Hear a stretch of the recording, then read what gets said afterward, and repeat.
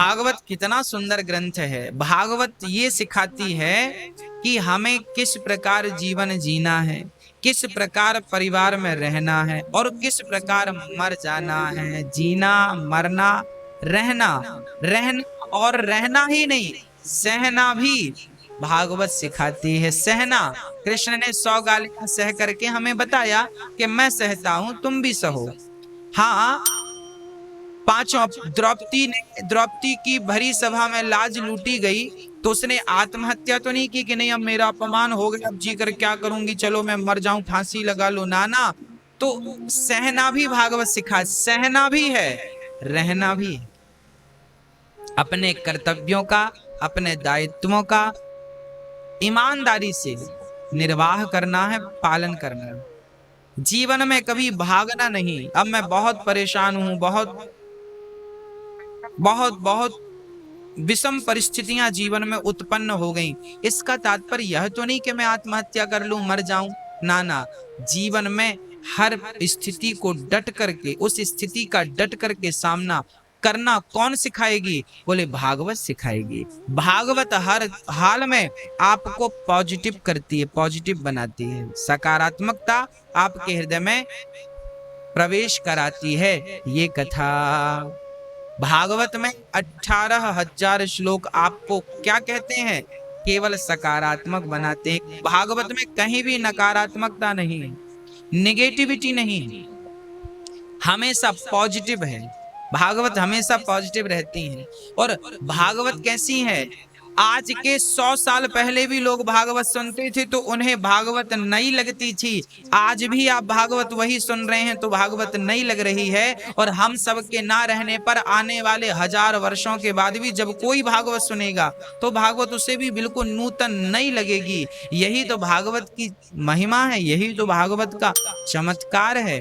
अखबार कल का आज के लिए पुराना हो जाता है, पर भागवत तो आपने अभी पिछले हफ्ते भी सुनी, आज भी सुनेंगे, और ये दास जब तक श्वास रहेगी तब तक आपको भागवत सुनाएगा और आप सुनेंगे।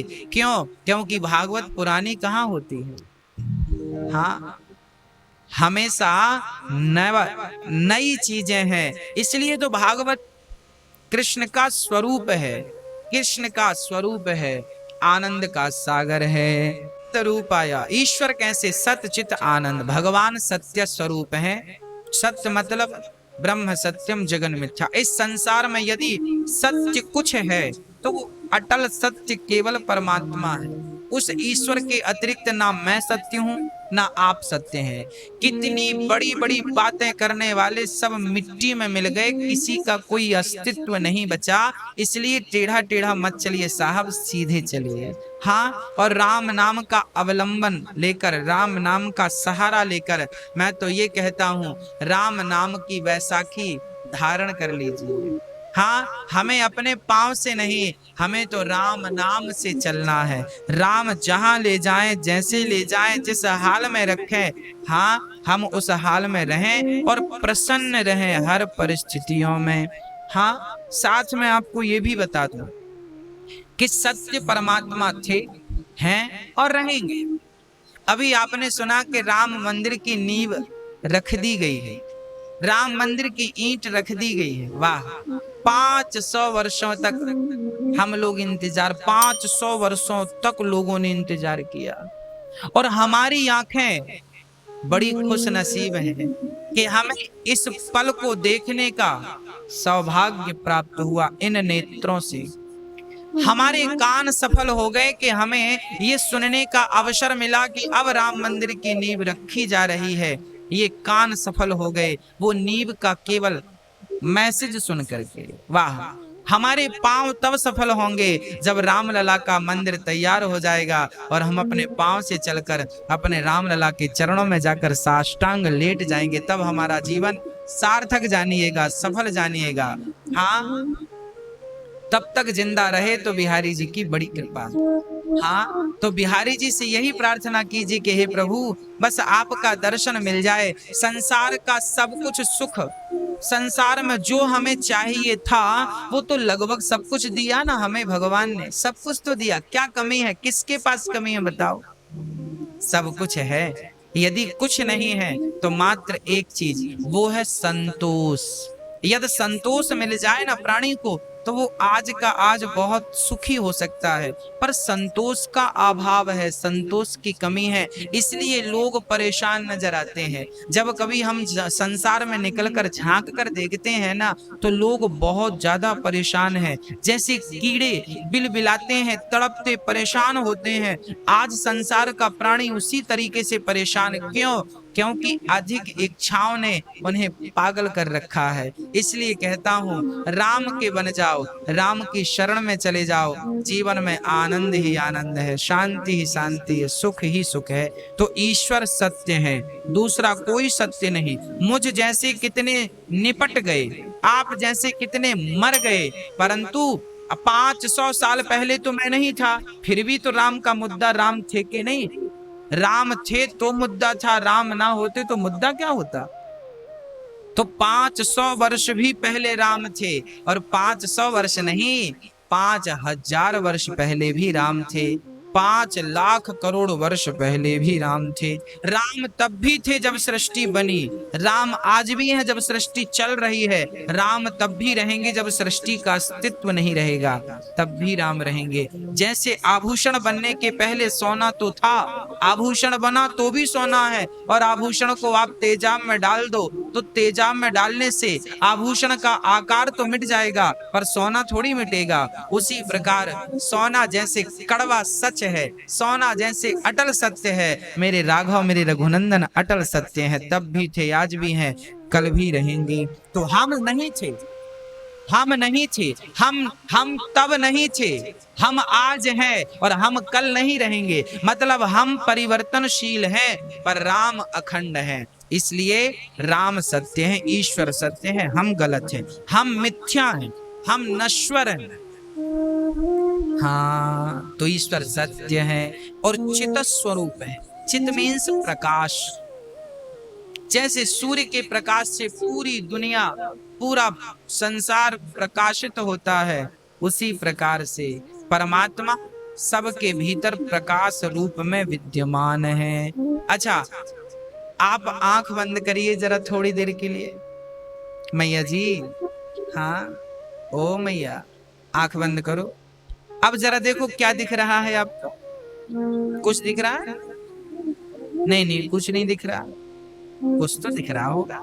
क्या दिख रहा है? अरे बोली आंख बंद की, अब क्या दिखेगा? कुछ नहीं। आंख बंद करने पर भी एक चीज दिखती है। क्या? कुछ भले ना दिखे, पर अंधकार दिखता है। बंद करो आंख, देखो, बिल्कुल चारों तरफ अंधकार दिखाई पड़ रहा है। देखो अंधकार दिख रहा है? बस बस बस, अंधकार को क्या देखना इतनी देर तक? दिख रहा है ना अंधकार? हाँ, इसका तात्पर्य यह है कि जब हम कुछ नहीं देखते तब भी हम कुछ देखते हैं। आंख जब संसार को नहीं देखती तब भी कुछ देख। अच्छा, आंख तो अभी बंद थी, फिर आंख जब बंद ही थी तो अंधकार किसने देखा? भाई, संसार तो आंख देखती है ना, प्रकाश है, अंधकार है, आंख देखती। अब तो हमने आंख बंद कर ली। अब जो अंधकार दिख रहा, आंख बंद करने पर जो अंधकार दिखता है, उस अंधकार को किसने देखा? क्योंकि आंख तो बंद है। किसने देखा? हाँ, आंख का काम जहां पूरा हो जाता है, आंख जहां से देखना छोड़ देती है, वहां से जो देखता है वही तो आत्मा है, वही तो परमात्मा है। लोग कहते हैं आत्मा कहाँ है? अरे भाई, आप आंख बंद करो फिर भी आपको अंधकार दिखेगा। और अंधकार नहीं, आंख बंद करने के बाद भी आपको सपना दिखता है। किस आंख ने देख लिया सपना? याद भी है आप? हाँ, वही आत्मा जो आपको अंदर से प्रकाशित करती है। ये जो आंख, ये जो सूर्य भगवान है ना, ये बाहर के संसार को प्रकाशित करते हैं, पर जो आपके हृदय की चेतना है वो आपके भीतर को प्रकाशित करती है। आपके भीतर प्रकाश है, और जो प्रकाश है वही ईश्वर है, वही परमात्मा का सूक्ष्म तत्व है। अणु से अणु से अणु से परमाणु, जो सबसे सूक्ष्म तत्व है वही आत्म तत्व, और वो एक्टिव है, काम कर रहा है। उसकी कार्यशैली को हम देख नहीं पाते, समझ नहीं पाते, नोटिस कर नहीं पाते, परेशान हो जाते हैं। तो प्रिय भक्तों, मेरी माँ, परमात्मा सत्य है, चित है, और परमात्मा का तीसरा स्वरूप है आनंद। आनंद, परमात्मा आनंद के स्वरूप हैं, आनंद के सागर हैं परमात्मा। अच्छा, ये आनंद क्या है? अच्छा, आपको आनंद कब मिलता है? आनंद कई प्रकार का होता है। बहुत दिनों बाद जब आप अपने बच्चों से मिलते हैं तो आनंद होता है। बिछड़ा मित्र मिल जाए तो आनंद होता है। कोई प्रेमी मिल जाए, बढ़िया सी बात कह दे तो आनंद हो जाता है। रसगुल्ले मिल जाए, रसमलाई मिल जाए तो आनंद हो जाता है। 1,00,000-2,00,000 का फायदा हो जाए तो आनंद हो जाता है। 4 साल से बहू के बेटा नहीं हो रहा था, बेटा हो गया, आनंद हो गया। मतलब आनंद सब प्रकार से आ सकता है, आनंद कहीं से भी आ सकता है। कई बार आदमी अकेला बैठा बैठा मुस्कुराता है, पूछो क्या हो गया, बोले आनंद आ रहा है। कई बार आप किसी पीपल की छांव में बैठे तो इतनी बढ़िया ठंडी हवा लगती है, आप ही कहते हैं आनंद आ गया, क्या हवा लगी। और वादियों में गए घूमने तो क्या बढ़िया आनंद आ गया। हाँ, बर्फ में आप गए तो बर्फ में आप कश्मीर के आगे जाएंगे तो वहां फुरफुरी बर्फ मिलेगी, उसमें फिसलने का अपना आनंद है। तो आनंद तो कहीं से भी आ सकता है, ये आनंद है। पर एक और आनंद है जिसे परमानंद कहते हैं। वो परमानंद कहाँ मिलेगा? वो बर्फ में फिसलने से नहीं मिलेगा, वो ठंडी छांव में नहीं मिलेगा, वो बच्चों से मिलने से नहीं मिलेगा, वो भोग भोगने से आनंद नहीं मिलेगा। वो आनंद जो है, वो आनंद ऑलरेडी आपके भीतर बैठा है, केवल उसे जगाना है। क्या करना है? माचिस की तीली में तो आग ऑलरेडी है, आपको केवल घर्षण करना है। घर्षण करेंगे तो आग प्रज्वलित हो जाएगी। उसी प्रकार आनंद तो आपके भीतर है। उस आनंद को जगाने और प्राप्त करने के लिए केवल संसार का त्याग करके थोड़ी देर के लिए संसार को भूल जाइए। मेरी पत्नी है, मेरा पति है, मेरा पुत्र है, मेरा परिवार, सब कुछ भूल जाइए और थोड़ी देर के लिए मन को ईश्वर के चरणों में, मेरे राम के, मेरे श्याम सुंदर के, मेरे बिहारी जी के चरणों में लगाइए। और मेरे बिहारी जी के चरणों में जितनी देर आपका मन लगेगा, 1 सेकंड के लिए, 5 सेकंड के लिए, 10 सेकंड के लिए, 20 सेकंड के लिए, 1 मिनट के लिए, 2 मिनट के लिए, 5 मिनट, जितने सेकंड, जितने मिनट आपका मन मेरे बिहारी जी से जुड़ेगा, वो आनंद जो होगा, वो आनंद आनंद नहीं, वो परमानंद है। और वही परमानंद जो बड़े बड़े संत हैं, जो बैठे ध्यान मग्न है, वो हम लोग आनंद में मस्त है, वो परमानंद है। एक बात बताऊं, एक होता है गुड़। गुड़ खाते हैं आप लोग? खाना चाहिए, स्वास्थ्य के लिए बड़ा अच्छा होता है गुड़। अच्छा, गुड़ अच्छा होता है, परंतु बता दूं, गुड़ से बढ़िया रसगुल्ला स्वादिष्ट होता है। फायदा करे ना करे, पर स्वाद रसगुल्ले का अच्छा है। हाँ, फायदा करे ना करे, पर स्वाद रसगुल्ले का अच्छा है। गुड़ से अच्छा रसगुल्ला होता, रसगुल्ला से अच्छी रबड़ी होती। उसी तरह हम जो संसार का आनंद देख रहे हैं ना, ये गुड़ की तरह है। संसार का सुख, पत्नी का सुख, पति का सुख, भोगों का सुख, बच्चों का सुख, पैसों का सुख, जमीन जायदाद का सुख, पद का सुख, प्रतिष्ठा का सुख, ये जो हमें तुच्छ से सुख मिल रहे हैं, ये गुड़ की तरह है। गुड़ स्वादिष्ट तो है, ठीक बात है, पर गुड़ खाने वाले को रसगुल्ला खिला दो ना तो गुड़ का स्वाद फीका लगने लग जाता है। उसी तरह संसार में जो सुख है वो केवल सुख है, वो केवल आनंद है, परंतु जो भगवान के भजन में आनंद है वो आनंद नहीं, वो परमानंद है। संसार का सुख गुड़ की तरह है और मेरे भगवान का भजन तो रसगुल्ले की तरह है, जो इतना स्वादिष्ट है, इतना स्वादिष्ट है। और फिर भगवान के भजन से फिर वो एकाग्रता आ जाए, एकाग्रता, फिर संसार में मन ना लगे तो फिर रसगुल्ले से ऊपर रबड़ी, मतलब जब मन एकाग्र चित्त भगवान में लग जाए, बिल्कुल शांत होकर के, हाँ बस वो परमानंद परमानंद, वही आत्मा परमात्मा का मिलन होता है, वही है संबंध, वही है ईश्वर की प्राप्ति का सूक्ष्म साधन। इस साधन तक पहुंचने के लिए प्रेम करना पड़ेगा। तो भगवान सतचित आनंद करते क्या है? विश्वोत्पत्त्यादि हेतवे, भगवान विश्व की उत्पत्ति करते, पालन करते, संहार कर देते हैं। संसार को रचना देखिए कितने बढ़िया ढंग से भगवान ने हमें बनाया। अच्छा, किसी ने प्रश्न किया, गुरु जी ये भगवान ने हम लोगों को क्यों बनाया? एक प्रचलित गाना आपने सुना होगा, ये दुनिया बनाने वाले काहे को दुनिया बनाई। हाँ, ये दुनिया बनाने वाले काहे को दुनिया बनाई, क्या तेरे मन में समाई। ऐसा किसी राइटर ने लिखा, किसी ने गा दिया। एक सज्जन ने हमसे प्रश्न किया कि गुरुजी ये भगवान जो है ये संसार इंसानों को क्यों बनाते हैं? इतना दुखी है आदमी, इतना परेशान, बनाया ही क्यों? बनाते नहीं, झंझट ही नहीं होती। अरे भाई एक बात तो बताओ, यदि अंधकार ना होता तो प्रकाश को पहचाना कैसे जाता है? यदि दुख ना होता तो सुख की अनुभूति क्या थी? बताइए। अरे सुख की अनुभूति कौन कराता है? दुख कराता। दुख ना होता, सुख ही सुख होता, तो सुख की वैल्यू होती किसी के पास? हाँ, परमात्मा जो करते हैं। अच्छा एक बात बताओ, ये गाना आप लोगों ने सुना होगा, जरा गुनगुनाइए गाने को, दुनिया बनाने वाले को।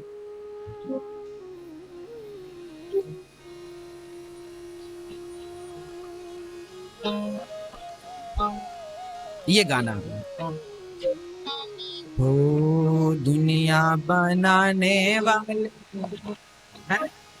एक सज्जन ने हमसे पूछ दिया कि गुरुजी आखिर ये गाना बनाने वाले ने भी सोचा तो होगा। हमने कहा सोचा होगा, तो फिर ये गाना बनाया दुनिया बनाने वाले, काहे को दुनिया बनाई, क्या तेरे मन में समाई। अच्छा, हमने कहा अच्छा एक बात बताओ, कई बार आपके माइंड में भी ये सवाल खड़ा होता होगा कि भगवान ने क्यों बनाया। आज मैं इसका उत्तर देता हूं। आप एक गधे को ABCD याद कराओ, का खा गा घा याद कराओ। एक गधे को आप काखा गाघा याद कराइए। भाई आप एक गधे को काखा गाघा याद कराइए। बेटा इनको बुलाओ, आप एक गधे को काखा गाघा याद कराइए। बताओ कितने दिन में करेगा वो याद? कितना टाइम लगेगा? एक गधे को आप काखा गाघा, केवल 4 शब्द का खा गा घा, ये 4 शब्द आप कितने दिनों में याद करा देंगे? बताइए। क्या गधा सारी जिंदगी में का खा गा घा याद कर सकता है? और याद करके आपको सुना सकता है? और याद कर भी ले तो क्या उसे का खा गा घा का अर्थ समझ सकता है? जैसे गधे को का खा गा घा समझाना इम्पॉसिबल, जैसे गधे को कभी काखा गाघा नहीं समझाया जा सकता, उसी प्रकार उस परमात्मा के सामने हम गधे हैं। उस परमात्मा ने संसार क्यों बनाया, इस क्यों का उत्तर भी उसी काखा गाघा की तरह है। जैसे उस गधे को कभी काखा गाघा का अर्थ नहीं समझाया जा सकता, उसी प्रकार संसार के उन गधों को कभी नहीं समझाया जा सकता कि भगवान ने संसार क्यों बनाया। यदि बनाया है तो उसके पीछे ईश्वर का कोई हेतु है, कोई कारण है। अब वो कारण क्या है? हाँ, वो कारण तो परमात्मा ही जाने।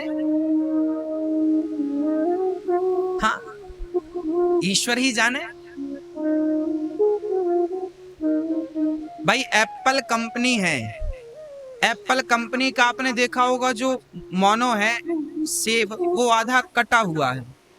आप कोई प्रश्न करेंगे आधा कटा हुआ क्यों? ये कौन बताएगा?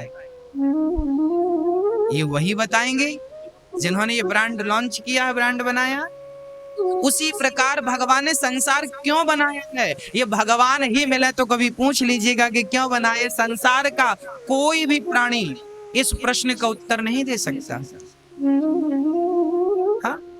संसार को विधाता ने क्यों बनाया है, इस क्यों का उत्तर कोई नहीं दे सकता। कौन दे सकता है? कभी भगवान मिले, खुद पूछ लीजिएगा। प्रेम करो भगवान से, भक्ति करो भगवान की, मुझे विश्वास है मिलेंगे, आपको दर्शन देंगे आप। हाँ जी। तो भगवान विश्वोत्पत्त्यादि ही तवे, विश्व की उत्पत्ति करते हैं, पालन करते हैं और संहार कर देते हैं। ये संसार बनाना, व्यवस्थित चलाना, समय पर इसको समाप्त कर देना, लय कर देना, ब्रह्मा बनकर सृष्टि उत्पन्न करना, विष्णु बनकर पालन करना और शिव बनकर संहार कर देना। ये ब्रह्मा, विष्णु और महेश, इन तीनों को किसने उत्पन्न किया? नारायण ने। भगवान नारायण ने सोचा कि ब्रह्मा प्रकट हो जाएं, ब्रह्मा प्रकट हो गए। कहां से प्रकट भये? नाभि से। नाभि से प्रकट हो गए। उसके बाद ब्रह्मा ने सृष्टि की। अब भगवान को लगा सृष्टि तो हो गई, पालन कौन करेगा? तब भगवान ने विष्णु अवतार धारण किया, विष्णु अवतार बन गए, विष्णु भगवान बन करके पालन किया। अब संहार कौन करेगा? तो शिव बन करके संहार कर दिया। वह नारायण ही ब्रह्मा बनते हैं, वह नारायण ही विष्णु बनते हैं, वह नारायण ही शिव बनकर संसार को उत्पन्न, पालन और संहार, ये तीनों कार्य भगवान स्वयं संभालते हैं, तीन रूप में संभालते हैं। तापत्रय विनाशाय श्री कृष्णाय नमः। तापत्रय भगवान दैहिक दैविक भौतिक ताप, राम राज्य काहू नहीं व्यापक। दैहिक दैविक भौतिक तापा, राम राज्य काहू नहीं व्यापा। तीन प्रकार के दुख होते हैं, दैहिक दैविक भौतिक। दैहिक ताप क्या? जो शरीर में बीमारियां उत्पन्न हो जाएं, ये दैहिक ताप है। बीमारियां, दैहिक ताप, जो बीमारियां हो जाती है शरीर में, किसी को गैस की प्रॉब्लम है, किसी को ये प्रॉब्लम है, किसी को ये दैहिक। दैविक, जो दैव प्रकोप से आती हैं, जैसे ओलावृष्टि, अधिक पानी बरस जाना, अधिक गर्मी पड़ जाना, बाढ़ आ जाना, तूफान आ जाना, ये जो देवताओं के प्रकोप है, ये दैविक बीमारियां हैं, दैविक ताप है। इस दैविक ताप में कोरोना महामारी भी दैविक ताप ही मान लीजिए। हाँ, हम लोगों ने प्रकृति से खिलवाड़ किया, सारे वृक्षों को विकास के नाम पर समाप्त कर दिए, सारे जलाशयों को बड़े बड़े तालाबों पे पुराई करके, और लोगों ने बड़ी बड़ी मल्टियां खड़ी कर दी। जब तालाबों पर अतिक्रमण किया, जब वृक्षों पर, जंगलों पर अतिक्रमण किया, तो प्रकृति का संतुलन बिगड़ गया और प्रकृति नाराज हो गई। अब नाराज हुई तो अब देखो, जंगली जीवों को लोग खा लेते हैं, जंगली जीवों को लोग खा डालते हैं। क्या क्या लोग खाते हैं? सुअर खा जाते हैं, बकरी को खा जाते हैं, चमगादड़ को खा जाते हैं, मुर्गी और मछली तो अब सामान्य बातें हो गई हैं लोगों के लिए, खा जाते हैं। अब जब आप वन्य जीवों को प्रताड़ित करेंगे तो उनकी हाय तो लगेगी, और लगेगी तो ये महामारी आएगी। इसलिए कहते हैं, एक सज्जन ने हमसे पूछा, गुरुजी ये कोरोना कब खत्म होगा? हमने कहा, जब इंसान पाप करना बंद कर दे तो भगवान ये बीमारी बंद कर देंगे। आप पाप करना नहीं छोड़ रहे हैं, भगवान बोल रहे हैं ठीक है तो हमारी तरफ से ये ले लो। हाँ, इसलिए कहता हूं, मैं आपको विश्वास दिलाता हूं कि राम राज्य काहू नहीं भी, दैहिक दैविक भौतिक तापा। जो भगवान की शरण में है, शरणापन्न है, उन्हें संसार की कोई भी बीमारी परेशान नहीं कर सकती, उन्हें कोई भी संसार का दुख परेशान नहीं कर सकता। यदि आप मेरे राम की, मेरे श्याम सुंदर की शरणागति है, शरण में है, तो मुझे विश्वास है कि कोई भी बीमारी आपका बाल भी बांका नहीं कर। दैहिक दैविक भौतिक तापा, राम राज्य काहू नहीं व्यापा। अब मुझे विश्वास है कि राम मंदिर की नींव रखी गई है, तो अब राम ही इस महामारी से मेरे भारत को बचाएंगे, विश्व को बचाएंगे, ये मुझे विश्वास है। बहुत जल्दी ही अब राम की कृपा बरसने वाली है। हाँ, त्रेता में राम को 14 वर्ष का वनवास था, कलयुग में राम को 500 वर्षों का वनवास। कलयुग में 500 वर्षों का वनवास पूरा करके अब राघव लौट रहे हैं, तो राघव के लौटते ही सारी बीमारियां अपने आप समाप्त हो जाएंगी, सारी उथल पुथल अपने आप समाप्त हो जाएगी, और एक अच्छा भारत हमें देखने को प्राप्त होगा। ऐसे भगवान जो समस्त दुखों का नाश करते हैं, ऐसे भगवान को, राधा सहित श्री कृष्ण को हम प्रणाम करते हैं। श्री कृष्णाय वयम नुमः, प्रणाम करते हैं। सुखदेव भगवान को प्रणाम करते हैं। 88,000 संत बैठे हैं और वहां पर प्रेम पूर्वक कथा चल रही है, उनको भी प्रणाम करते हैं। बड़े भाव से सभी लोग भगवान का चिंतन कर रहे हैं। हाँ, अब प्रेम पूर्वक, क्या सुंदर करुणा है मेरे राघव की, कितनी सुंदर करुणा है। हाँ, भगवान कितने दयावान हैं। भगवान का हृदय भी भूखा है, भगवान भी भूखे हैं। किस चीज के? भाव के भूखे हैं, श्रद्धा के भूखे हैं, प्रेम के भूखे हैं। हाँ, क्षमाशीलता कितनी भरी है। भृगु जी ने लात मारी थी छाती पर भगवान कोई शिकायत नहीं। हाँ, तो प्रिय भक्तों,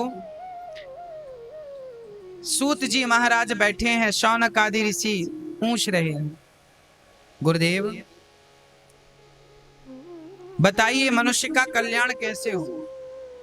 सूत जी ने कहा, जब तक भागवत नहीं सुनोगे जीवन में भक्ति ज्ञान वैराग्य आप तो विवेको वर्धते। महान ये प्रश्न है, तो बोले भक्ति ज्ञान वैराग्य को बढ़ाना है तो भागवत आवश्यक है।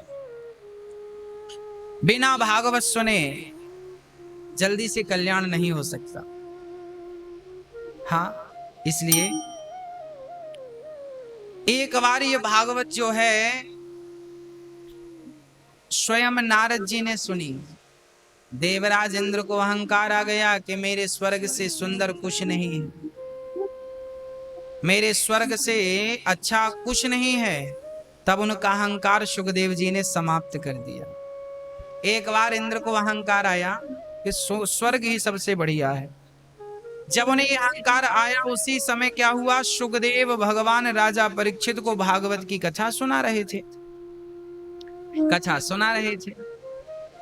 इंद्र ने ऊपर से झांक कर देखा तो जहां भागवत चल रही थी वहां इतना सुंदर वातावरण था कि उस वातावरण के सामने, उस खुशी के सामने इंद्र के स्वर्ग की खुशी फीकी नजर आ रही थी, कोई अस्तित्व नहीं था। इंद्र तुरंत आए और अमृत का कलश लेकर आए। सुखदेव भगवान से कहते हैं, क्वा स्वधा क्वा कथा लोके एवं विनिमय जाते सुधा राज्ञा प्रपीयताम।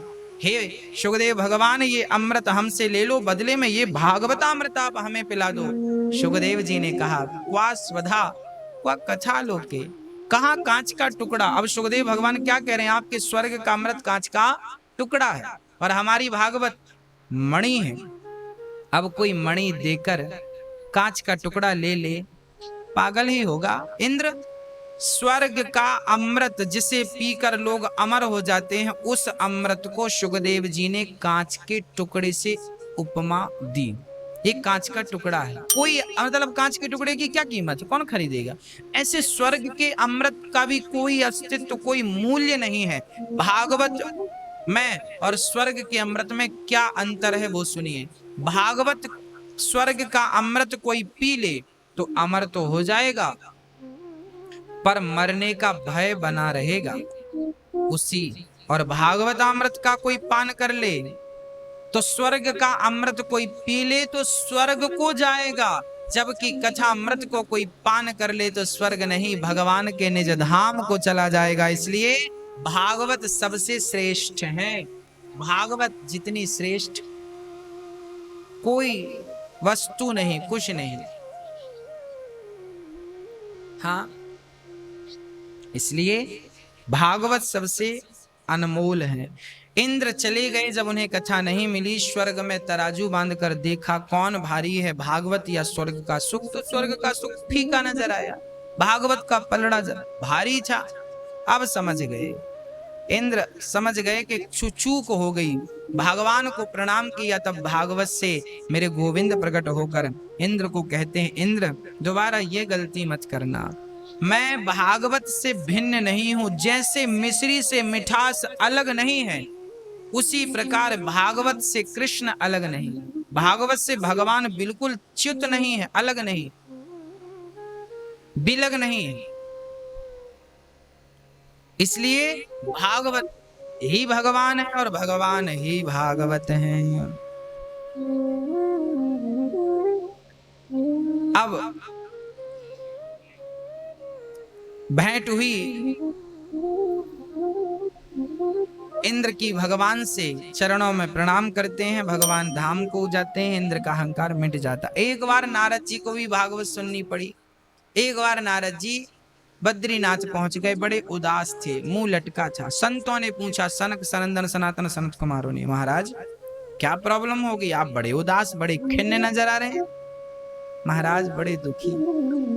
एक बार हम भ्रमण करने गए संसार में, कहां कहां गए, तब नारद जी ने कहा, अहम तू पृथ्वी तो ज्ञात्वा सर्वोत्तमामिति, पुष्करम च प्रयागम च काशीं गोदावरीं तथा। हम पुष्कर गए, प्रयाग गए, काशी गए, गोदावरी गए, हर क्षेत्र गए, कुरुक्षेत्र गए, पर ना पश्चिम कुत्र में शर्म। नारद जी बोले, मैं सारे तीर्थों में गया पर मुझे शांति कहीं नहीं मिली। तो गृहस्थों के घर गया, वहां भी शांति नहीं। ये बात नारद जी कह रहे हैं। नारद जी कह रहे हैं गृहस्थों के घर शांति नहीं है। आजकल तीर्थों में शांति नहीं है, तीर्थों में भी बस हाय हाय लोग कर रहे हैं। हाँ, तीर्थों का महत्व लोग नहीं समझ रहे हैं। आजकल लोग तीर्थों में भी आकर पाप कर लेते हैं। कहते हैं दूसरी जगह पाप करोगे, घर पे पाप करोगे तो तीर्थ में नष्ट हो जाएगा, पर तीर्थ में पाप करोगे तो नष्ट नहीं होगा, वो वज्र बन जाएगा। पर आज तीर्थों में भी लोग पाप करने लग गए। पाप क्या है? लोग तीर्थ गंगा जी जाते हैं, गंगा जी को दूषित करके आ जाते हैं। साबुन लगाते हैं, साबुन का खोका गंगा जी में फेंक देते हैं, पॉलिथीन गंगा जी में फेंक देते हैं। गंगा जी दूषित हो रही हैं, यमुना जी दूषित हो रही हैं। कितना दुर्भाग्य! क्यों सिस्टम कितना लाचार हो गया है। जबकि थोड़ी सी सूझबूझ के कारण सब बढ़िया हो सकता, पर वो सूझबूझ कौन दिखाए, किसे फुर्सत रखी है। हमारे भारत की सारी नदियां आज की आज शुद्ध हो जाएं, आज की आज शुद्ध हो जाएं। यदि थोड़ा सा सारे लोग इस चीज को समझ लें तो अब सारे बड़े बड़े शहरों के नाले जाकर यमुना में मिला दिए, गंगा में मिला दिए, तो स्वाभाविक है कि जब शहर की गंदगी नदी में जाएगी तो भाई गंगा तो अमृत लेकर चलती है, गंगा तो गंगोत्री से, हिमालय की गुफाओं से निकलती है। गंगा जड़ी बूटियों को लेकर निकलती है, ताकि वो जड़ी बूटियों से भरा पानी हम पिए तो हमारी समस्त बीमारी समाप्त हो जाए। हड्डी को गला देने वाली ताकत यदि किसी जल में है तो केवल गंगा जल में है। इतनी ताकत रखता है वो जल। संसार में केवल गंगा जल ऐसा है जो कभी समाप्त अर्थात कभी सड़ता नहीं, कभी खराब नहीं होता। दूसरे जल तो 15 दिन में ही सड़ जाते हैं, पर गंगा जल समाप्त नहीं होता, खराब नहीं होता। उसी भाव को रखना चाहिए। गंगा जी अब इतना पावन अमृत लेकर गंगोत्री से निकलती हैं और वहां बड़े बड़े शहरों में हम घर का नाला, घर के मलमूत्र का कनेक्शन गंगा जी से कर देते हैं, नाले जाकर गंगा में मिल रहे हैं। क्या ये सरकार को, क्या ये प्रशासन को दिखाई नहीं पड़ता?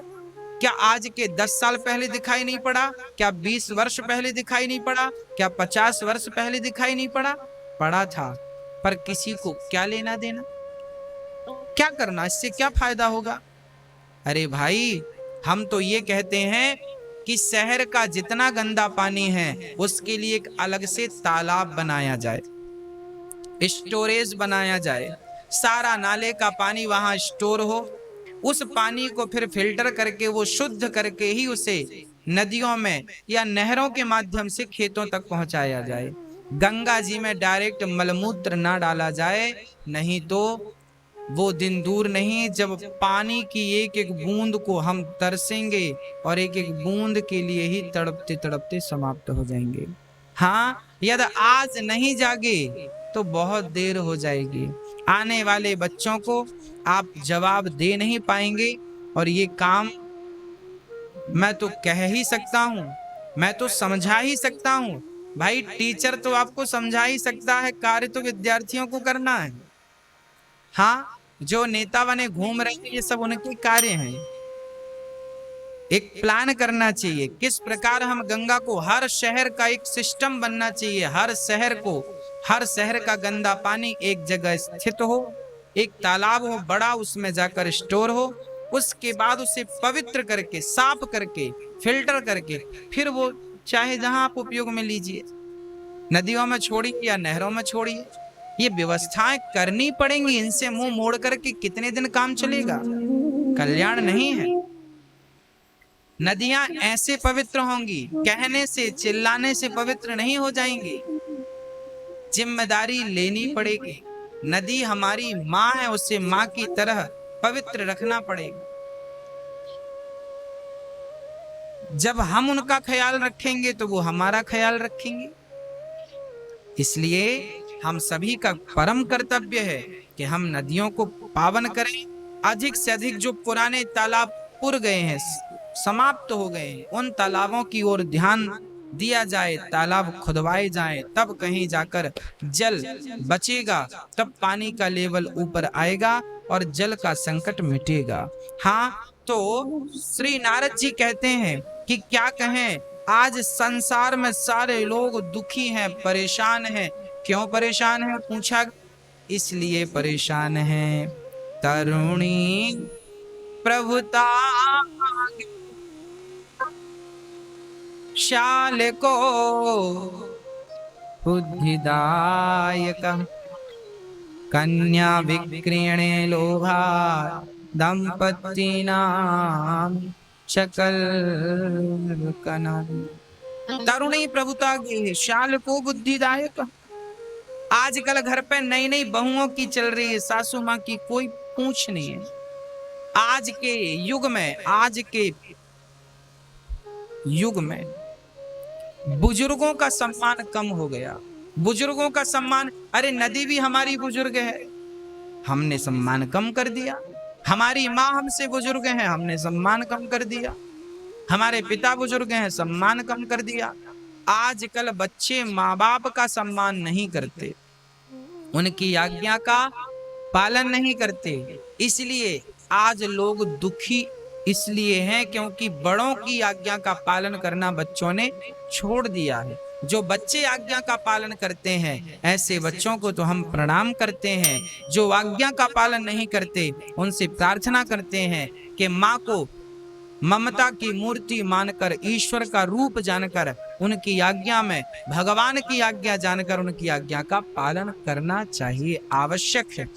पर नारद जी कहते हैं तरुणी प्रभुता शाल को बुद्धिदायक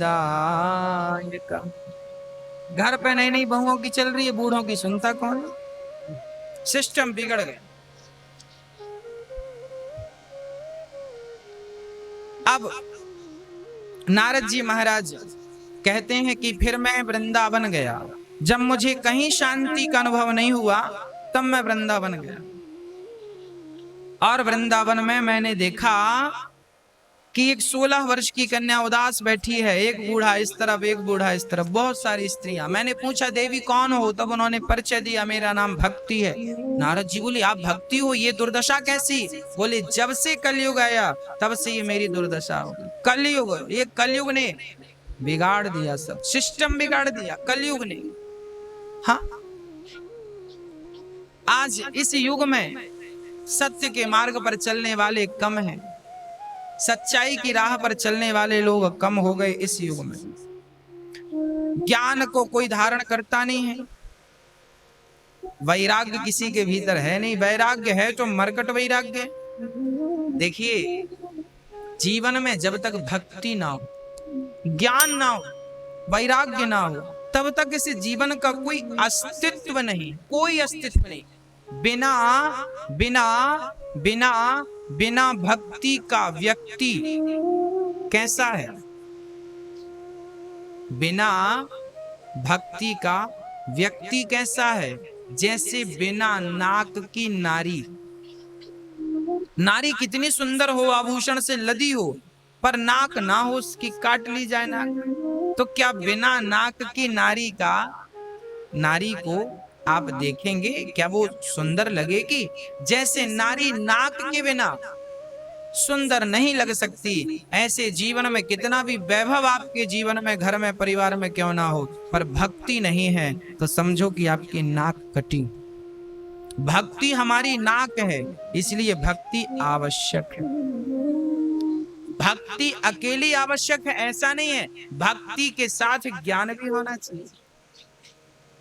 ज्ञान क्या? जो सच्चा भक्त होगा ना, वो क्या होगा? सच्चा भक्त होगा तो वो ज्ञानी भी होगा। ज्ञानी का अर्थ क्या है? वेद पुराण का ज्ञानी? ना ना ना, वेद पुराण का ज्ञान तो हो ही जाएगा भक्त को, कोई बड़ी बात नहीं है। पर ज्ञान क्या है? ज्ञान ये है, अच्छा इस संसार में हम ज्ञान की बात करते हैं, ज्ञान किसे कहते हैं? ज्ञान क्या है? बोले ईश्वर का दर्शन कण कण में कर पाना ही, कर लेना ही ज्ञान है। यदि आपको ईश्वर का दर्शन सब जगह हो रहा, सी राम मैं सब जगह जानी, तो समझ लीजिएगा कि आप ज्ञानवान हैं। और ईश्वर का दर्शन नहीं हो रहा तो फिर आप कितने भी वेद पढ़ लें, 4 वेद पढ़ लें, 6 शास्त्र पढ़ लें, 18 पुराण कंठस्थ कर लें, क्या फर्क पड़ता है? याद करने से क्या हो जाएगा? हाँ? तो आप कितना जानते हैं वेद को, ये बिल्कुल महत्व नहीं रखता। आप ईश्वर को कहां कहां देखते हैं? क्या अपनी माँ में ईश्वर का दर्शन करते हैं? क्या अपने पिता में ईश्वर का दर्शन करते हैं आप? क्या अपने बच्चों में ईश्वर का दर्शन करते हैं? क्या कण कण में भगवान का दर्शन करते हैं? यदि करते हैं तो आप ज्ञानी हैं, और नहीं करते तो फिर आप कितना भी पढ़ लिख जाएं, डिग्रियां घर में रख लें, कोई फर्क नहीं पड़ता, कोई फर्क नहीं। डिग्रियां तो बहुत सारी हैं, कोई अर्थ नहीं ऐसी डिग्रियों का। तो ज्ञान है ईश्वर को प्राप्त कर लेना, देख लेना। वैराग्य क्या है? बोले भक्ति भी हो, ज्ञान भी हो। एक बार क्या हुआ, एक सासू मां माला जप रही थी, कृष्ण कृष्ण कृष्ण कृष्ण कृष्ण कृष्ण कृष्ण, माला जप रही सासू मां। तभी बहू ने चूल्हे पर दूध चढ़ा दिया। अब दूध उफनने लग गया और बहू पड़ोसन से पंचायत करने लग गई। गप्पे हमारे यहाँ गप्पे करने में बहुत लोगों का मन लगता है। फिजूल की बात, क्या बना तुम्हारे घर में, क्या चल रहा है? खुद के घर की कहानी तो संभल नहीं रही है, दूसरों की और जाननी है। खुद के हाल बेहाल है पर दूसरों का जानेंगे जरूर। सास माला जप रही है, भगवान जी को नहला धुला कर बिठाई है, माला जप रही है, कृष्ण कृष्ण कृष्ण कृष्ण कृष्ण। यहाँ बहू दूध चढ़ाकर चूल्हे पे और चली गई पड़ोसन से गप्पे, द्वार पे खड़ी हो गई, बात कर रही है। तभी चूल्हे पे दूध उफनने लगा। सासू माँ की नजर पड़ी, पास में ही पूजा पे बैठी थी, अब माला जप रही हैं, उनका माला आधा हुआ। उन्हें ज्ञान तो था भाई, भक्ति तो थी इसलिए माला जप रही हैं, ज्ञान भी है, बोल नहीं रही हैं। उनको पता है कि जब तक माला पूरी ना हो तब तक बोलना नहीं है, तो बोल भी नहीं रही हैं। मतलब भक्ति भी है, ज्ञान भी है, पर अब आवाज वो कैसी लगा रही है बहू को, बार बार अपनी बहू को वो आवाज लगा रही। पर बहू तो पंचायत में मस्त, क्यों सुनेगी वो। अब सास मन में बोल तो रही है, कृष्ण कृष्ण जप रही है, पर मन में चल रहा थोड़ी पूजा पूरी हो जाए, अभी खबर लूंगी। 2 लीटर दूध खरीदा, पूरा फेंक दिया। खीर बनाने का मन था, आज हमारी एकादशी थी और खीर बनाने की मन इच्छा थी। अब माला जप रही है, कृष्ण कृष्ण कृष्ण कृष्ण, और गुस्सा भी चल रहा बहू के ऊपर। तो क्या ये माला जपना आपका सार्थक हुआ? आप ही विचार कर लीजिए। कई बार जब आप पूजा में बैठते हैं ना, तभी टेंशन आती है, तभी समस्याएं आती हैं, तभी नींद भी आती है और तभी जम्हाई भी आती हैं। क्योंकि जब आप पूजा पे बैठते हैं ना, तो आपके भीतर जो पाप हैं, जन्म जन्म के छिपे हुए, वो भागने लगते हैं। क्योंकि पूजा में बैठे हैं ना, तो भागेंगे। अब वो पूजा में बैठे हैं, भागते हैं, तो वो पाप आपको परेशान करते हैं। वो पाप जमाई बन जाते हैं कि शायद इसको आलस आ जाए तो ये पूजा छोड़ दे, और ये उठ जाएगा तो फिर हमें भागना नहीं पड़ेगा। तो आपके भीतर जो आपके ही पाप बैठे हैं, वो आपको पूजा नहीं करने देते, वो आपका मन स्थिर नहीं होने देते। क्योंकि मन स्थिर हो जाएगा तो फिर उनकी छोड़ छुट्टी हो जाएगी। इसलिए आपके ही अपने किए हुए पाप आपको भक्ति, कहते हैं पूर्व जन्म के पाप से हरि चर्चा न सुहाए, यही कारण कुत्ता भय घर घर डंडा खाए। हाँ प्रिय भक्तों, मेरी मां बहू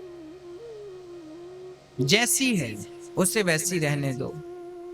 आपने समझा लिया उसे, सिखा दिया उसे, 10 बार कह तो दिया, 10 बार समझा तो दिया, 10 बार डांट तो दिया, क्या उसके पल्ले कुछ पड़ा? यदि पढ़ना होता उसके पल्ले तो एक ही बार में पड़ जाता, 2 ही बार में वो समझ जाती, 3 बार में ही आपने समझा दिया होता। पर आप तो कहते कहते कई वर्ष गुजर गए, बहू समझी नहीं, बेटा समझा नहीं। अब बहू बेटे नहीं समझेंगे मेरी माँ, आप ही समझ लो। आप ही अब अपने मन से, अपने भीतर से, अपने अंदर से अपनी बहू को निकाल दो, अपने पुत्र को निकाल दो, अपनी माया को, मैं मालकिन हूं, मैं ये हूं, मैं वो हूं, ये सारा अहंकार निकाल दो और मन को निर्मल कर दो। और बढ़िया 2 घंटे सवेरे बैठ जाओ, प्रेम से पूजन करो। जो रूखा सूखा दाल पूड़ी सब्जी, जो सूखा रूखा या हलवा पूड़ी जो मिल जाए, प्रभु का प्रसाद मानकर पालो। और बच्चे बहू बच्चे क्या कर रहे हैं, उनकी मस्ती में रहने दो, आप अपनी मस्ती में डूब जाओ। पूरी जवानी तो सिखाया, पूरी जवानी तो सिखाया समझाया, और ये उम्र भी आ चुकी है, अब साइलेंट होने की उम्र है, चुप होने की उम्र है। अब समझाने की उम्र खत्म, अब समझने की उम्र चालू है। अब कहिए मत, अब आप दूसरों को जो कह रहे हैं वो अपने भीतर उतारिए, उसे चरितार्थ कीजिए। हाँ, आप बुढ़ापे में बच्चों से कहते हैं बेटा झूठ मत बोलना, अब ये बात बोलने की नहीं है, चरितार्थ करने की। हाँ, तो आप इनका ख्याल रखें। और प्रेम पूर्वक श्री नारद जी महाराज भक्ति महारानी से कहते हैं, अब चिंता ना करो, वैराग्य जरूरी है। भक्ति है, ज्ञान है, पर वैराग्य नहीं है तो काम बिगड़ जाएगा। इसलिए आपके भीतर थोड़ा वैराग्य हो, संसार को भूल जाने की आपके अंदर शक्ति हो, त्याग देने की आपके अंदर शक्ति हो। नारद जी सनकादियों के पास न भक्ति ज्ञान वैराग्य को गीता सुनाई, उनका दुख दूर नहीं हुआ। तब आकाशवाणी हुई, सत्कर्म करो। नारद जी सनकादियों से कहते हैं क्या करें? सनकादियों ने कहा भागवत सुनवाइए। हरिद्वार की पवित्र धरती पर भागवत सुनाई गई। नारद जी ने प्रश्न किया कि वेद पुराण से, गीता के ज्ञान से ज्ञान वैराग्य भक्ति का दुख दूर नहीं हुआ तो क्या भागवत से होगा? हाँ भाई, दूध से घी बनता है, दूध ना हो तो घी भी ना हो, परंतु दूध जो काम नहीं कर सकता वो काम घी करता है, जबकि घी दूध से बनता है। दूध से दही, दही का मंथन, मक्खन पकाओ, घी। दूध ना हो तो घी भी ना हो। घी से पूड़ी बन सकती है, क्या दूध से पूड़ी बन सकती है? घी से दिया जल सकता है, क्या दूध से दिया जल सकता है? नहीं, जबकि दूध ने ही घी को प्रकट किया है। उसी प्रकार वेद पुराणों ने मिलकर भागवत को प्रकट किया। सर्व वेदेतिहासानाम सारम सारम समुद्रतम। पंचम वेद निराला है ये भागवत, पांचवा वेद है। तो इसमें सार सार है। 18 पुराणों का सार भागवत में है, 4 वेदों का सार भागवत में, उपनिषदों का सार भागवत में है, हाँ, नीतियों का सार भागवत में।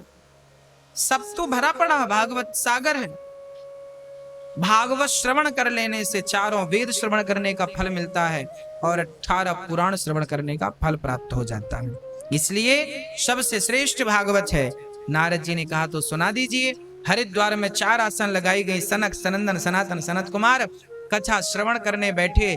केवल कथा की महिमा संतों ने गाई, भागवत की महिमा भक्ति को सुनाई। इतनी आनंदित हो गई, कहाँ रहूं महाराज, मैं कहाँ बैठूं, मुझे आसन दे दीजिए। तब संतों ने कहा ये जो भक्त बैठे हैं सबका हृदय पावन खाली है, जाओ इनके हृदय में जाकर बैठ जाओ। भक्ति हृदय में जाकर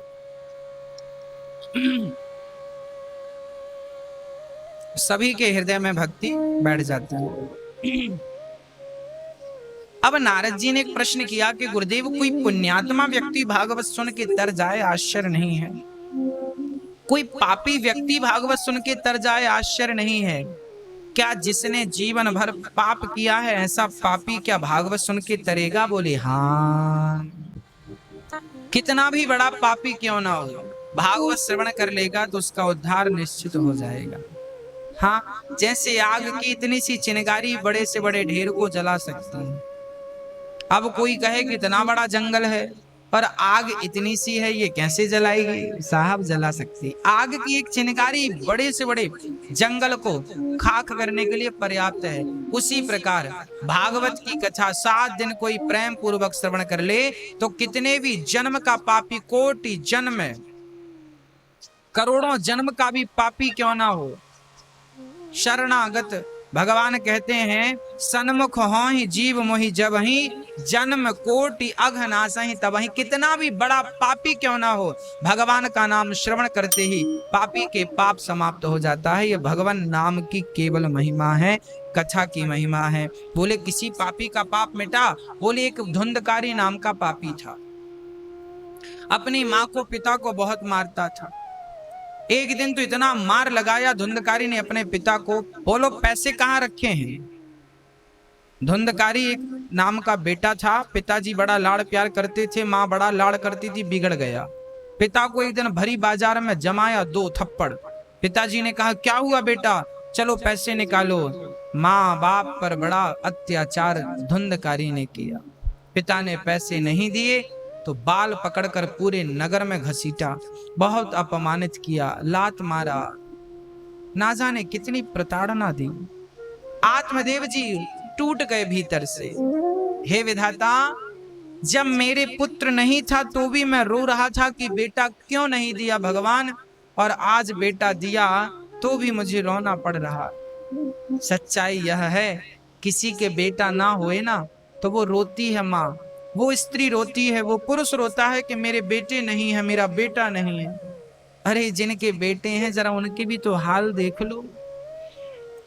आजकल के बच्चे बहुत अच्छे बच्चे होते हैं वो जो अपने माँ की सेवा करते हैं। उन बच्चों को मैं प्रणाम करता हूं जो अपने माँ के चरण सोने से पहले दबाते हैं। जो अपने माँ के चरणों की धूल अपने मस्तक पर सजाते हैं, मैं ऐसे बच्चों को प्रणाम करता हूँ और भगवान से प्रार्थना करता हूँ कि हे विधाता, सबको ऐसे ही पुत्र देना जो माँ बाप की सेवा करें, माँ बाप का सम्मान करें, माँ बाप की आज्ञा का पालन करें। माँ की सेवा करिएगा, पर बहुत सारे बच्चों को मैं जानता हूं जो माँ की सेवा नहीं करते, पिता की सेवा नहीं करते, माँ से बात भी नहीं करते।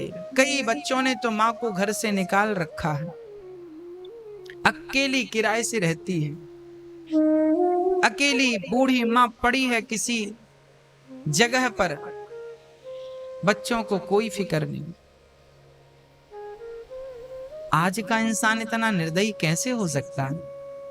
जिस माँ ने तुम्हें अकेले कभी रहने नहीं दिया, जिस माँ ने तुम्हें भूखा कभी रहने नहीं दिया, आज उसी माँ को तुमने भूखा अकेले छोड़ रखा है। बुढ़ापे में वो बना पाएगी, खा पाएगी अपने लिए या नहीं? कभी आपने सोचा कि आपकी माँ की आज तबीयत ठीक है या नहीं? उनके हाथों में इतनी ताकत है या नहीं? वो बना पाएंगी अपने लिए भोजन या नहीं? भूखी तो नहीं सो जाएंगी? सोचिए। मैं आप सभी बच्चों से एक प्रश्न करता हूं कि जब आप छोटे थे ना, तो माँ भूखी रह जाती थी, आपको पेट भर खिलाती थी। आपकी माँ ने कभी आपको भूखा सोने नहीं दिया, पर आज कई बार आपकी माँ भूखी सो जाती है। कई बार आपकी माँ को भूखा सोना पड़ता है। बुढ़ापे में आपने अलग कर दिया, जो बेटों ने अलग कर दिया, मैं उनसे प्रार्थना कर रहा हूं, आपने अपनी माँ को अलग कर दिया। वो बुढ़ापे में माँ अकेली बनाकर खाती है। क्या कभी आपने सोचा कि कभी उसके हाथ पांव ना चले और आज उसने न खाया हो? आज आपने तो खा लिया, पर आपकी माँ ने नहीं खाया, तो क्या ये पाप आपके सिर पर नहीं जाएगा? क्या इस पाप का कोई प्रायश्चित है? याद रखना, और पाप यदि हो जाए आपसे तो उसका प्रायश्चित है, पर आपके जीते जी आपकी मां भूखी सोए, इस पाप का मुझे लगता है कोई प्रायश्चित नहीं। कितने भी तुम गंगा नहा लेना, चारों धाम कर लेना, और ना जाने जो तुम करना सब कर लेना, पर तुम्हारे जीते जी तुम पेट भर के खाओ बच्चों तुम, और तुम्हारी मां भूखी सो जाए, ये पाप भगवान क्षमा नहीं करेगा। हाँ, इस पाप का कोई प्रायश्चित नहीं है। इस पाप का यदि कोई प्रायश्चित है तो केवल यही कि माँ के चरण पकड़िए, माँ के चरणों को अपने नेत्रों के जल से गीला करिए, और जब माँ उठाकर आपको अपने हृदय से लगा ले और कह दे, बेटा भगवान तेरा भला करे, भगवान तुझे लंबी उम्र दे, भगवान तुझे सुखी रखे, जब माँ के अंदर से ये दुआएं निकल जाएं, प्रार्थनाएं निकल जाएं, तब समझ लेना कि प्रायश्चित हो गया, अब आप पाप से मुक्त हो गए। परंतु आपकी माँ भूखी है, तड़प रही है अपने बच्चे के लिए, फिर भी बच्चा नहीं आता। ऐसे बच्चे को ना जाने विधाता कौन सी सजा देगा। मैं क्या कहूं अपने मुंह से? शायद जो मैं सजा कहूं, शायद वो विधाता के कानून में बहुत थोड़ी सजा हो, शायद और भयंकर सजा मिले ना। आप गलती ना करना। माँ, देखिए, भगवान को किसी ने नहीं देखा, पर भगवान के रूप में हमारे पास यदि कोई है ना, तो वो हमारी माँ है। माँ की करुणा, माँ की ममता क्या होती है, ये तो माँ ही जानती है ना।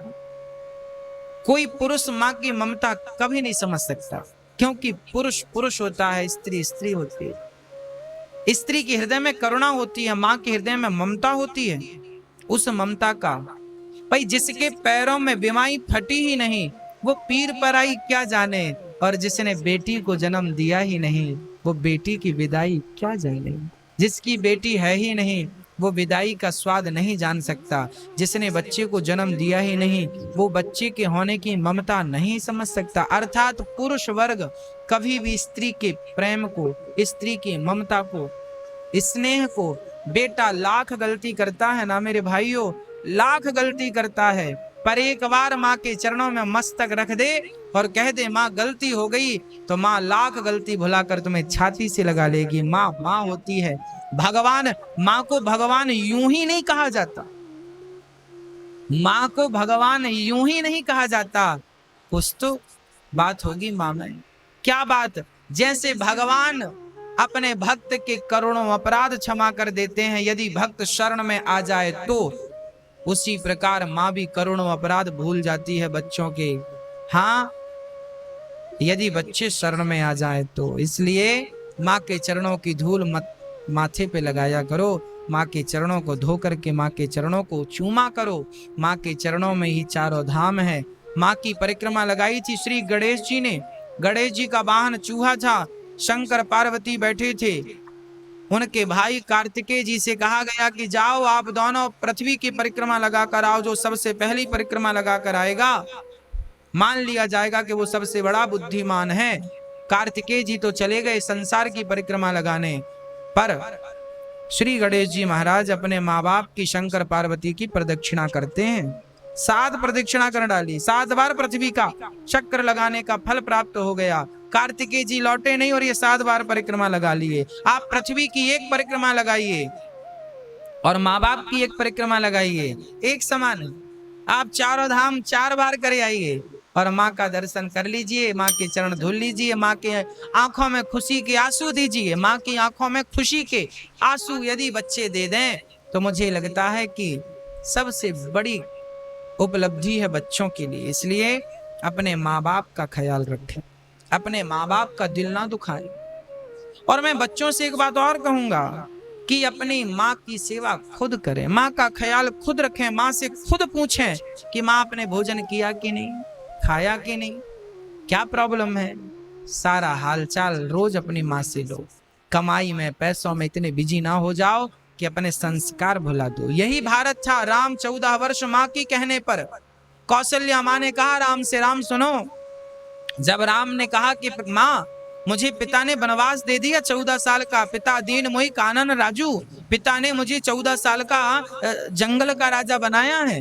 तो कौशल्या माँ ने कहा सुनो, यदि तुम्हारे पिता ने तुम्हें वनवास भेजा तो खबरदार तुम मत जाना राम। मुझे ये तो बता दो मेरे राम, कौशल्या माँ के शब्द हैं ये रामचरितमानस में, मुझे ये तो बता दो राम, क्या तुम्हारे पिता ने तुम्हें वनवास भेजा? यदि तुम्हारे पिता ने वनवास भेजा तो मैं तुम्हें नहीं जाने दूंगी। तब राम ने कहा माँ सिर्फ पिता की नहीं, माँ की भी आज्ञा है। माँ कैकेयी माँ ने भी कहा है कि बेटा वनवास जाओ। तब कौशल्या ने कहा यदि माँ ने कह दिया तो फिर पत्थर की लकीर, तू रुकना चाहेगा राम तो मैं तुझे रुकने नहीं दूंगी, क्योंकि तू रुकेगा तो तेरी माँ की आज्ञा का उल्लंघन होगा और मैं नहीं चाहता, मैं नहीं चाहती। कौशल्या माँ ने कहा कि मैं नहीं चाहती कि मेरा बेटा राम अपनी माँ की आज्ञा का उल्लंघन करे। धन्य है वो कौशल्या माँ जिन्होंने राम से कहा कि मैं नहीं चाहती कि तू अपनी माँ की आज्ञा का उल्लंघन कर। माँ कौशल्या नहीं चाहती थी कि राम उनकी माँ की आज्ञा का उल्लंघन करे, अर्थात कैकेयी की आज्ञा का उल्लंघन करे। धन्य है, धन्य है माँ।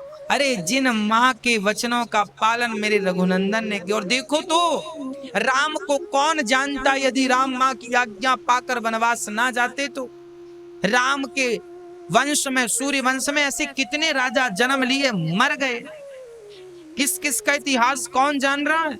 राम वनवास ना जाते कौन जानता आज राम को। अर्थात माँ की आज्ञा ने राम को भगवान बना दिया। जो बच्चे माँ बाप की आज्ञा का पालन करते हैं समाज उनको अपने पलकों पर बिठाता है, समाज उनका आदर करता है। इसलिए माँ की आज्ञा ईश्वर की आज्ञा है, पिता की आज्ञा ईश्वर की आज्ञा है। इस भाव से माँ बाप की सेवा करें। और जिन बच्चों ने माँ बाप की सेवा नहीं की मैं उनसे फिर हाथ जोड़कर कहूंगा कि आप अपने माँ बाप का ख्याल रखें, सेवा करें। परंतु जिन्होंने नहीं की ऐसी तमाम माताएं हमारे पास आती हैं।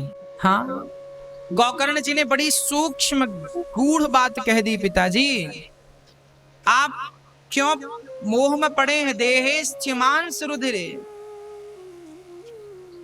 गोकर्ण जी, आत्मदेव जी कह रहे थे मेरे बेटे ने मुझे मारा, धुंधकारी ने मुझे सबके सामने मारा। तब गोकर्ण जी ने समझाया पिताजी कोई किसी का पुत्र नहीं है, कोई किसी का पिता नहीं है। ये रिश्ते जबरदस्ती हम लोगों ने बना लिए। हाँ, बना लिए, नाम दे दिया, ये मेरा बेटा है, ये मेरी बेटी है, ये मेरी पत्नी, नाम दे दिया। सच्चाई यह है कि कोई किसी का नहीं है, सबका आना अलग है, सबका जाना अलग है, सबके आने के रास्ते अलग हैं, जाने के रास्ते अलग हैं। हाँ, क्या संबंध है किसका किससे? कोई किसी का नहीं है। यदि हमारा कोई है तो केवल मेरे तो गिरधर गोपाल, दूसरों ना कोई। भगवान के अतिरिक्त हमारा कोई नहीं है।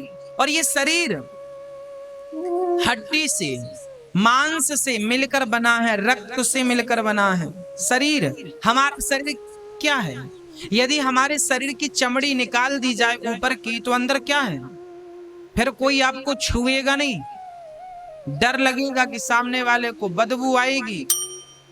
आपके शरीर में चोट लग जाए तो उस चोट को देखने से डर जाता है व्यक्ति। शरीर की चमड़ी तो ऊपर बढ़िया लगती है, गोरी है, काली है, अच्छी लगती है, पर उस चमड़ी के भीतर जानते हो क्या भरा है? मलमूत्र भरा है। सिवा दुर्गंध के, सिवा रक्त के, सिवा मांस के टुकड़ों की क्या है शरीर में? हड्डी के सिवा क्या है शरीर में? इस नश्वर शरीर से हम प्रेम करते हैं। जिस शरीर को एक दिन मरना है, ये अटल सत्य है, इस शरीर से हम प्रेम करते हैं। हाँ, इस शरीर से मोह हटाइए, शरीर वालों से मोह हटाइए और भगवान में अपने मन को स्थापित कर दीजिए। पिताजी, गोकर्ण जी कह रहे हैं, पिताजी ये संसार की अटल सच्चाई है, कड़वी सच्चाई है। लाखों वर्ष पहले भी लोग आते थे, लाखों वर्ष पहले भी लोग जाते थे, आज भी आते हैं, आज भी, और आने वाले लाखों वर्ष बाद भी लोग आएंगे, इसी तरह जाएंगे। सच्चाई है, आना जाना प्रकृति का नियम है। इसलिए कोई मेरा बेटा है ऐसी मानसिकता नहीं रखनी चाहिए, है ठीक है। मैं भगवान का हूं, भगवान मेरे हैं। हाँ, मैं बच्चों का हूं, बच्चे मेरे हैं, ये भाव बिल्कुल गलत है। मैं ईश्वर का हूं, वो मेरे हैं। कई लोग कहते हैं गुरुजी हमारे बच्चे हमें गया में श्राद्ध नहीं करेंगे तो कैसे हमारी सदगति होगी। कई लोग कहते हैं हमारा बेटा पिंडदान नहीं करेगा तो हमारी सदगति कैसे होगी। अरे भाई, आप बच्चों के भरोसे बैठे क्यों हो सदगति के लिए? आप अपनी सदगति बच्चों के भरोसे बैठे हैं ना। आप अपनी सदगति अपने जीते जी खुद क्यों नहीं कर लेते? अरे मन भगवान में लगा दीजिए, सारे अच्छे काम कर लीजिए।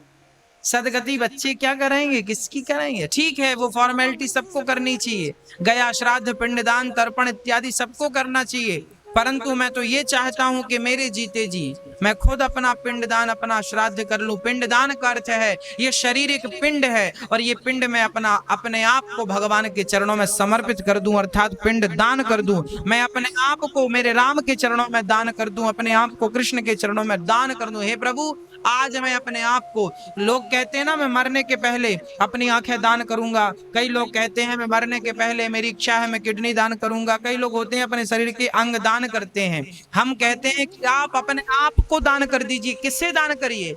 आपको कौन लेगा? आपकी आवश्यकता किससे है? हम कहते हैं तन तो संसार को दे देना, पर अपने मन को भगवान के चरणों में कह देना कि हे राघव, हे श्याम सुंदर, हे बिहारी जी, मैं आपका हूं, आप मेरे हैं, मेरा सब कुछ आपका है, मेरी कोई इच्छा नहीं है। अब जहां आप ले चलें वहां मैं चलूं, जहां आप रखें वहां मैं रहूं। हाँ, मेरा कोई अस्तित्व ना हुआ, मैं जो हूं बस राम मेरे, मैं राम का, कृष्ण मेरे, मैं कृष्ण का। आत्मदेव जी की बातें सुनकर, गोकर्ण जी की बातें सुनकर आत्मदेव जी मन को घर से हटाते हैं और भगवान के ध्यान में लगाते हैं। धुंधकारी ने मां को मारा, मां कुएं में कूद कर मर गई। तब इन्हीं गोकर्ण जी ने, धुंधकारी फिर प्रेत बना था, तब गोकर्ण जी ने उस प्रेतात्मा को भागवत सुनाई। वो बांस की 7 गांठ उस बांस में थी और उस बांस की गांठ में बैठा। किसी सज्जन ने हमसे पूछा, गुरुजी धुंधकारी ने बांस पे ही बैठ के कथा क्यों सुनी? कारण था क्योंकि जो प्रेत होता है ना वो हवा प्रधान होती है। प्रेत मतलब हवा, हवा तोड़ती रहती है, चलती रहती है, हवा स्थिर थोड़ी रहती है। तो प्रेत को उस जो बांस का अंदर जो खाली स्पेस होता है उसमें जाके वो बैठ जाता है, तो वहां से उड़ नहीं सकता, अर्थात वो स्थायी रह सकता है। इसलिए बांस को ही चुना गया, बांस के छिद्र पर जाकर बैठ गया। और पहले दिन की कथा गोकर्ण जी ने सुनाई, धुंधकारी ने सुनी। पहले दिन की कथा से बांस की पहली गांठ खुल गई, दूसरे दिन की कथा से बांस की दूसरी ग्रंथि खुली, तृतीय दिवस की कथा से बांस की तीसरी ग्रंथि, चौथे दिन की कथा से 7 दिन की कथा पूरी हुई, 7 गांठ खुली। एक सुंदर सा व्यक्ति निकला, विमान पर बैठा और जाने लगा। ये 7 दिन की कथा से 7 गांठें खुलने का क्या अर्थ है? गांठ हमारे शरीर में भी पड़ी है, गांठ, कपट की गांठ, लोभ की गांठ, अहंकार की गांठ, मत्सरता की गांठ, निंदा की गांठ, चुगली की गांठ, छल की गांठ, कपट की गांठ, ऐसी ना जाने कितनी, क्रोध की गांठ, काम की गांठ, इतनी सारी गांठें पड़ी हुई हैं। और हम कितनी बार कथा सुन लिए फिर भी हमारी गांठें अभी तक खुली नहीं है। हाँ, मेरी प्रार्थना आप सभी से है कि आप भी मृत्यु के पहले अपने अंदर की सारी गांठें खोल लीजिएगा। जिनकी गांठें खुल गई उनका तो मोक्ष हो गया, और जिनकी गांठें रह गई वो जन्म और मृत्यु के कुचक्र में पड़े रहेंगे। पुनरपि जननम पुनरपि मरणम पुनरपि जठनी जठरे शयनम। आद्य शंकराचार्य जी कहते हैं, भज गोविंदम भज गोविंदम, गोविंदम भज मूढ़ मते, ऐ मूढ़ मते भज गोविंदम, मतलब भज गोविंद, भजन कर गोविंद का, भजन कर श्याम सुंदर का, तब तेरा उद्धार होगा, नहीं तो चक्र में पड़ा रहेगा, जन्म और मृत्यु का चक्र। हाँ, मैं तो ये कहता हूं कि आप अच्छे कर्म करने लग जाइए, किसी का बुरा मत सोचिए, किसी का बुरा मत करिए, बस उसके बाद फिर भगवान जहां भेजे खुशी से जाइए। हाँ, श्री धुंधकारी प्रेत बन करके अब विमान पर बैठता है। गोकर्ण जी कहते हैं, आप कौन? मैं आपका भाई धुंधकारी। भागवत सुनने से उद्धार हो गया। किसी ने कहा भागवत सुनने से उद्धार हो गया? हाँ, उद्धार होता। अच्छा ये बताओ, जब किसी के घर में कोई मरता है तो वो रोता है, तब पड़ोसी लोग, रिश्तेदार उसे समझाते हैं, मत रो, ये तो सच्चाई है, मरना पड़ेगा। जब पड़ोसी लोग समझाते हैं, रिश्तेदार समझाते हैं, तो कुछ समझ में आता है कि नहीं आता है? सब समझा रहे हैं तो वो समझ जाता, ठीक है नहीं रोएंगे, हम नहीं रोएंगे, वो नहीं रोता, समझ में आ जाता। जब समझने से आपका दुख समाप्त हो गया तो भागवत समझ में आ जाएगी। तो ना जाने जब लोगों के कहने से आपका वो दुख समाप्त हो गया तो भागवत समझ में आ जाएगी, तो संसार के सारे दुख मिट जाएंगे। मुझे विश्वास है सारे दुख समाप्त हो जाएंगे, भागवत समझ में आ जाए बस। और वही मेरा प्रयास है कि आपको समझ में आए, आप जीवन की सच्चाई समझें, समझ के ही मरें। ऐसा ना हो कि संसार में आए चले गए, मुट्ठी बांध के आने वाला हाथ पसारे जाएगा, चढ़ता सूरज धीरे धीरे ढलता है, ढल जाएगा। धुंधकारी का उद्धार हुआ, भगवान आए, गोकर्ण जी को हृदय से लगाते हैं। भगवान अपने भक्तों से बहुत प्यार करते हैं, जैसे माँ बच्चे से प्यार करती है, ऐसे भगवान भक्तों से प्यार करते हैं, बहुत प्यार करते हैं भगवान, बहुत प्यार करते हैं। अब प्रहलाद जी नाचने लगे, प्रकट हो गई भक्ति महारानी, ताता थैया करके नाचने लगी। सारे संतों ने खूब कीर्तन किया, प्रेम से भजन किया। जन्माद्यस्य यतोऽन्वयात् तरतस् चार्थे सुभिज्ञः स्वराट् तेने ब्रह्म हृदयादिकवये मुह्यन्ति सूरयः तेजो वारिमृदां यथा विनिमयो यत्र त्रिसर्गो मृषा धाम्ना स्वेन सदा निरस्तिकुहकं सत्यं परं धीमहि।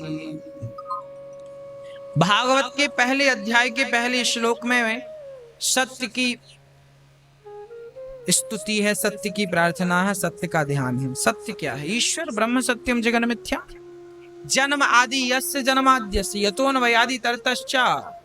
जो परमात्मा सृष्टि को उत्पन्न पालन संहार करते हैं, उन परमात्मा को, जो परमात्मा चार्थेषु विज्ञा स्वराट, सब कुछ जानते हैं, स्वानैव राजते स्वराट, स्वयं प्रकाशित हैं, जो सूर्य को प्रकाशित कर रहे हैं। अभी जो प्रकाश आपके सामने सूर्य का है, ये प्रकाश भी परमात्मा का है, याद रखिएगा। परमात्मा प्रकाश का स्वरूप है। जो प्रकाश आपको दिख रहा है, ये प्रकाश में परमात्मा ही प्रकाश के रूप में हमें और आपको दिखाई पड़ रहे हैं। अब भगवान सब जानते हैं। चींटी भी पांव में घुंघरू बांध कर नाचे तो भगवान को सुनाई पड़ जाता है। कोई कितना भी कहे कि हमने ये काम यहाँ पर किया, कोई नहीं था, कोई नहीं जानता, कोई ना हो, कोई ना सुने, तो भी भगवान सब सुन रहे हैं, क्योंकि वो चार्थेषु विज्ञा स्वराट, सब कुछ जानने वाले हैं। ऐसे भगवान जिन्हें देखकर, जिनकी महिमा को सुनकर ब्रह्मा भी मोहित हो जाते हैं, ऐसे भगवान को सत्यम परम धीमहि को प्रणाम करते हैं। भगवान को केवल नमस्कार करिए, प्रणाम करिए, उन पर कोई प्रश्न चिन्ह ना लगाइए, क्योंकि परमात्मा अतर्क है। जहां प्रश्न करना हो वहां खूब प्रश्न कीजिए, पर जहां प्रश्न नहीं करने हो वहां प्रश्न करने से कोई समाधान नहीं होगा, कोई उसका उत्तर नहीं होगा। ईश्वर अतर्क है। अब जो अतर्क ही, उसे तर्क से क्या समझ सकते हैं आप? भागवत का प्रश्न पहला है, मनुष्य का धर्म क्या है? बड़े भाग्य मानुष तन पावा, सुर दुर्लभ सद ग्रंथ निगावा। हम जितने भी मनुष्य हैं, हम मनुष्यों का क्या धर्म है? क्या पूजा करना धर्म है? क्या यज्ञ करना धर्म है? क्या कथा सुनना धर्म है? क्या धर्म है हमारा? तब गोस्वामी जी कहते हैं, धर्म न दूसर सत्य समाना, आगम निगम पुराण बखान। सत्य से बड़ा कोई धर्म नहीं। आप जितने लोग कथा सुन रहे हैं, मैं आप सबसे प्रार्थना हाथ जोड़कर करूं, आप कुछ मत करिए ना, केवल सत्य के मार्ग पर चलते रहिए, विजय होगी आपकी। सत्य का मार्ग ईश्वर के घर तक जाता है। सत्य के मार्ग पर चलते रहिए, चलते रहिए, सत्य का मार्ग मत छोड़िए, चलते रहिए। कई बार लोग कहते हैं, गुरुजी हम बहुत सह चुके, अब सहा नहीं जाता, सहा नहीं जाता। कई लोग परेशान हो जाते हैं, सहा नहीं जाता। कई लोग ये कहते हैं, हम तो अच्छे मार्ग पर चल रहे हैं, पर लोग हमें बहुत परेशान कर रहे हैं। देखिए, सच्चाई का मार्ग जब आप अपनाएंगे ना, सरल तो नहीं होगा। 10वीं और 12वीं के एग्जाम इतने कठिन होते हैं, तो परमात्मा की परीक्षाएं कोई सरल होंगी? हाँ? सत्य के मार्ग पर आप चलेंगे ना। क्या है, कुम्हार जब घड़ा बनाता है ना, अच्छा आप जब गर्मियों में घड़ा खरीदने बाजार जाते हैं, तो घड़ा जब लाते हैं तो उसके पहले ठोक कर देखते हैं, कच्चा तो नहीं है। तो अच्छा, घड़ा कितने का है? अधिक से अधिक 100 रुपए का। 100 रुपए के घड़े को जब आप ठोक बजा कर देखते हैं, तो भगवान अपने भक्त को क्या ठोक बजा के नहीं देखेगा, कच्चा है कि पक्का है? यूं ही कृपा भर देगा? भाई फूटा घड़ा आप ले आओ, घर में पानी भरोगे, बह नहीं जाएगा? भगवान भी देखेगा कच्चा घड़ा है, आप योग्य नहीं और भगवान कृपा की बरसात कर भी दे, तो आप उसे थाम कहां पाएंगे? सच्चाई जानते हैं क्या है? सच्चाई ये है कि ईश्वर की कृपा तो बरस रही है, पर हम लोग कैसे हैं? अब बताओ, एक आदमी छाता लेके खड़ा था, छतरी लेके, पानी बरस रहा था और वो छतरी लगाए खड़ा, और सबसे कहता है, सुनो पानी तो बरस ही नहीं रहा। लोगों ने कहा, भाई पानी बरस रहा है, उसने कहा पानी बरस रहा है तो फिर मेरा सिर गीला क्यों नहीं हो रहा? पानी बरस रहा तो मेरा सिर गीला होना चाहिए। लोगों ने कहा भाई पानी तो बरस रहा है पर तूने छतरी लगा रखी है, छतरी लगा रखी है तो कैसे तेरा सिर गीला होगा? अरे छतरी तो हटा। बस यही बात है, जैसे पानी बरस रहा है पर हमने छाता लगा रखा है इसलिए सिर गीला नहीं हुआ, उसी प्रकार परमात्मा की कृपा तो सब पर बराबर बरस रही है, पर कुछ लोगों ने अहंकार की छतरी लगा रखी है अपने ऊपर।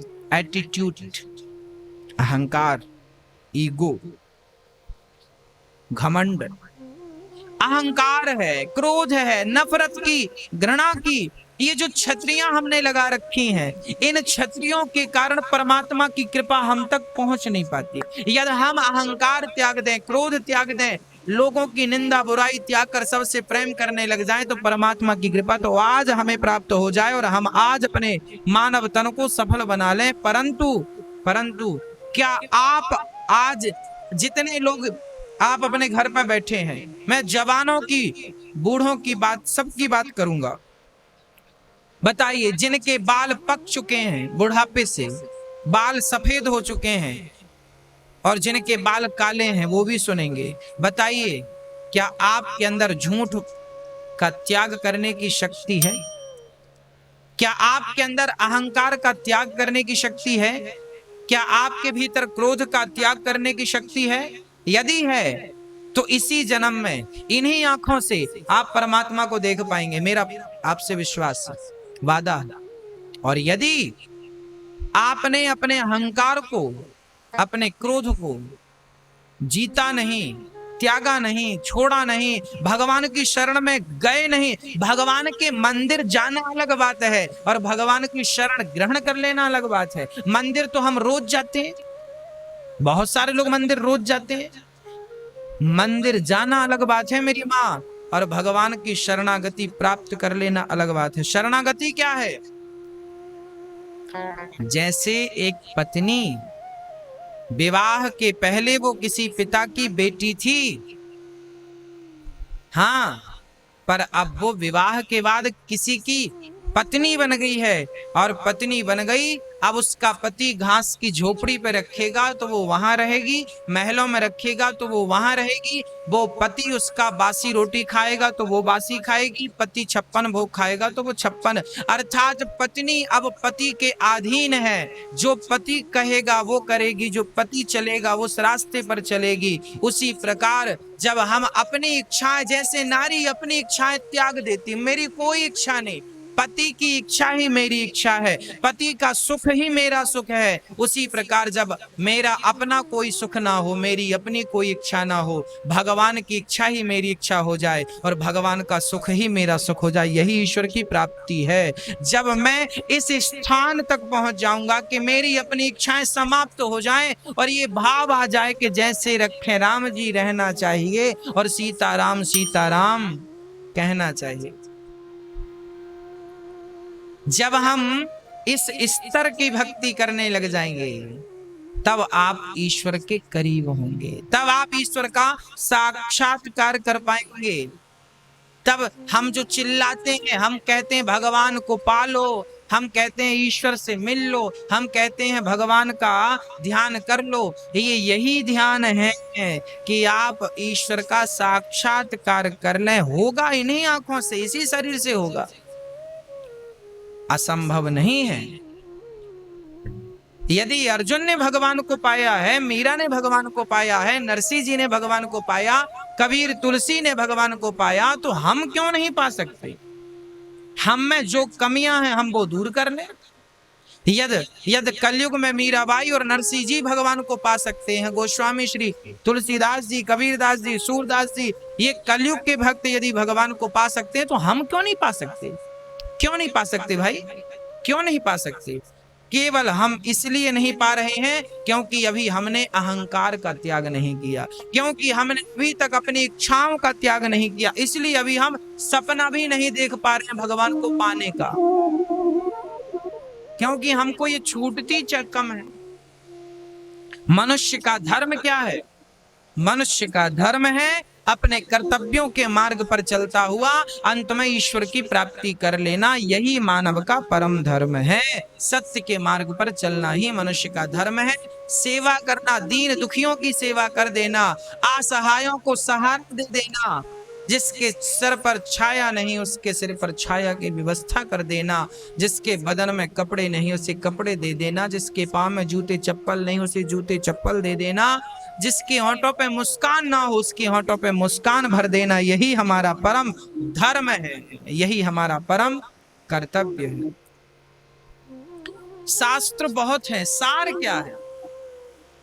4 वेद 6 शास्त्र में बात मिली है दो, दुख दीन है दुख होता है, सुख दीन है सुख हो। अच्छा एक बात बताओ, हम आपको हंसाएंगे, यदि हम आज सोच लें कि आज हमें आपको हंसाना है, तो बताओ फिर हमें क्या करना पड़ेगा? पहले हमें हंसना पड़ेगा। हाँ, जब हम प्रसन्न होंगे तो हम आपको प्रसन्न करेंगे, है ना? अच्छा, अब हमने आपको गाली दी, तो गाली हमारे मुंह से निकले उसके पहले तो हमारा माइंड गर्म, क्योंकि हंसने में प्रसन्न चित्त में कोई गाली थोड़ी देता है। हम गाली देंगे उसके पहले हमारा मूड ऑफ हो जाएगा, विवेक के जो द्वार थे, बुद्धि के जो द्वार थे वो बंद हो जाएंगे, ज्ञान के जो दीप थे बुझ जाएंगे और अंधकार छा जाएगा। फिर क्या होगा? फिर हम आपको गाली देंगे। जब हम आपको गाली देंगे ना तो आपका दिल दुखेगा, और जब आपका दिल दुखेगा तो याद रखिएगा आपका दिल बाद में दुखेगा, उसके पहले मेरा ही दिल दुख जाएगा, क्योंकि मैं गुस्से में हूं, मैं क्रोध में हूं।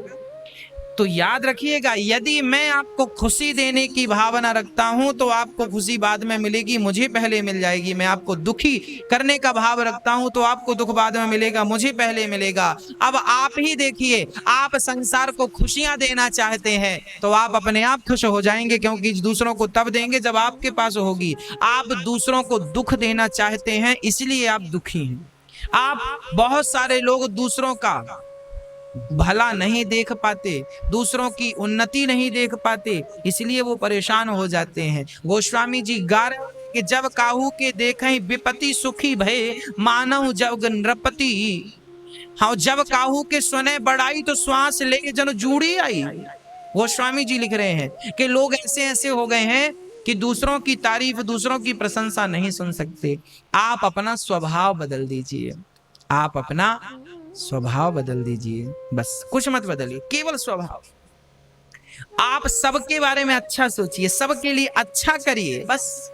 जब आप, कई लोग ये प्रश्न करते हैं, गुरुजी हम तो सबके साथ अच्छा करते, हमारे साथ बुरा होता है। ये प्रश्न बिल्कुल गलत है, बिल्कुल गलत है। यदि आपने सबके साथ अच्छा किया है तो सामने वाला भले आपके साथ पूरा करे, पर याद रखना यदि सच्चे मन से आपने किसी की भलाई की है ना तो भगवान आपका भला करेगा। वो पलट के भले आपका सामने वाला भला करे ना करे, मैंने आपके साथ अच्छा किया, अब आप मेरे साथ अच्छा करें या ना करें वो बात अलग है, पर विधाता मेरे साथ अच्छा करेगा क्योंकि मैंने उसकी नजर में अपने आप को ठीक किया है, साफ किया है मैंने अपने आप।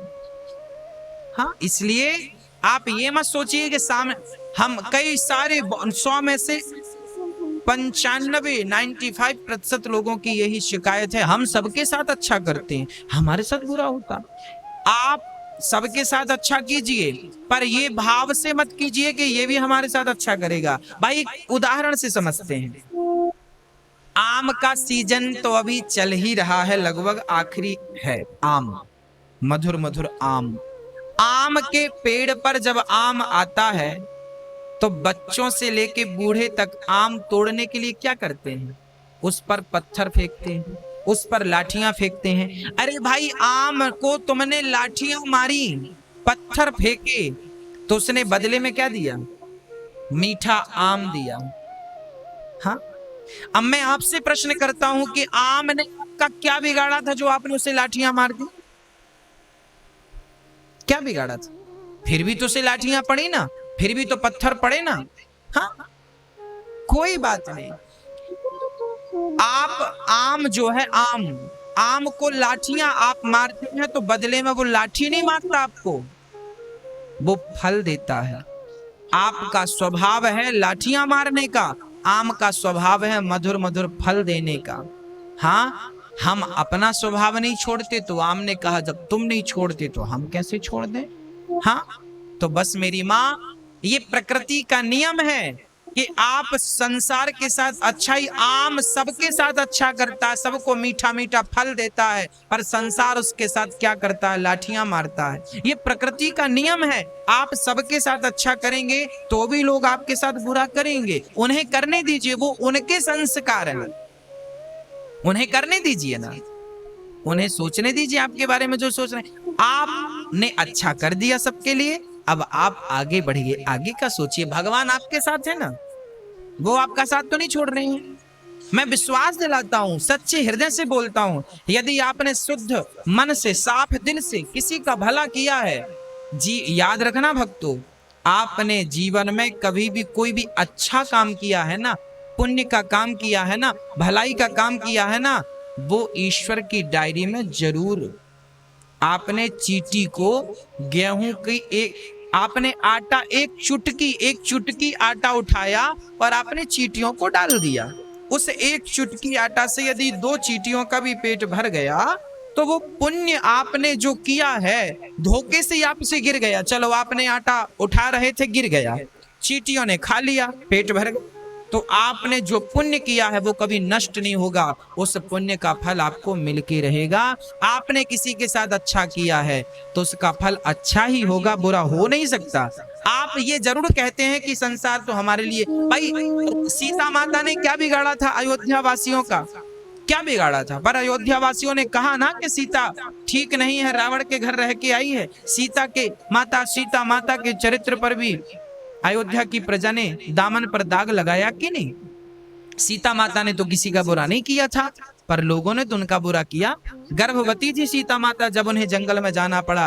अब सोचिए, महलों में रहने वाली सीता माँ जंगल में बच्चों को जन्म देती हैं, तो उन्होंने तो किसी के साथ बुरा नहीं किया था ना, फिर भी तो उनके साथ बुरा हुआ, परंतु वो सत्य के मार्ग पर थी। हाँ, तो हमें भी सत्य के मार्ग पर रहना। लोग क्या कहते हैं मायने नहीं रखते हैं, कहने दो ना उनको, हम अच्छा करो, बस करते रहो करते रहो। आपके अच्छाई का फल दुनिया वाले क्या देंगे? भगवान देंगे ना आपकी अच्छाई का फल। वो बैठे हैं निर्णय करने वाले, कर्मण्येवाधिकारस्ते मा फलेषु कदाचन। भगवान कहते हैं तू कर्म कर, तू सबके साथ अच्छा कर, मैं बैठा हूं तुझे फल देने वाले। ये दुनिया क्या फल देंगे तुझे? हाँ, कोई नहीं दे सकता। इसलिए मनुष्य का कर्तव्य है कि वो धर्म के मार्ग पर चले। शास्त्रों का सार है भगवान के पथ पर चलना, यही शास्त्रों का सार है। ईश्वर सगुण है या निर्गुण है, इन प्रश्नों पर कल प्रकाश डालेंगे। भगवान के अवतार 24 हैं।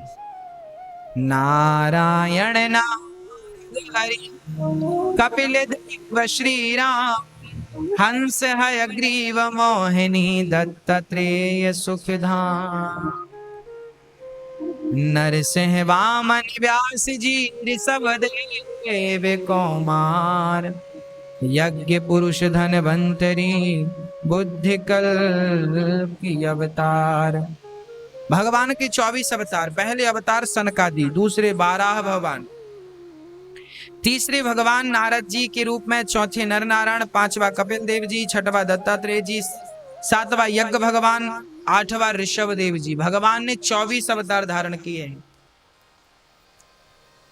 9वां पृथु भगवान ने पृथ्वी का दोहन किया। 10वां मत्स्य मछली, 11वां कच्छप, 12वां धनवंतरी, 13वां मोहिनी, 14वां नरसिंह भगवान, 15वां वामन भगवान, 16वां परशुराम जी, 17वां वेद व्यास जी, 18वें अवतार में मेरे मर्यादा पुरुषोत्तम श्री राम जी आए, 19वें अवतार में बलराम जी आए, 20वें अवतार में कृष्ण जी आए, 21वें कृष्ण जी का अवतार 20वां अवतार है और राम जी का अवतार 18वां अवतार है।